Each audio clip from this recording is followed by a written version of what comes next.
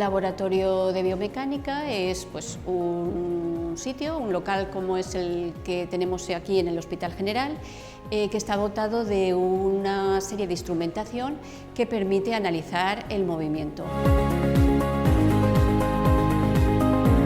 Este proyecto surge de un convenio de colaboración entre el Hospital General Universitario y el Instituto de Biomecánica de Valencia y nos va a permitir una mucho mejor valoración de nuestros pacientes afectos de algún problema musculoesquelético. La marcha, como puede ser la actividad de subir y bajar escaleras o incluso la actividad que realizamos todos los días como levantarse de una silla.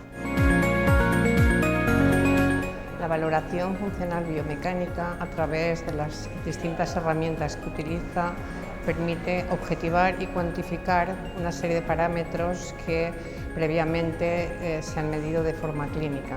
Para poder hacer este análisis utilizamos técnicas de medida como los sistemas de fotogrametría, donde tenemos cámaras que analizan las imágenes en 3D, y tenemos también plataformas dinamométricas que nos permitan analizar la fuerza que se produce durante el movimiento.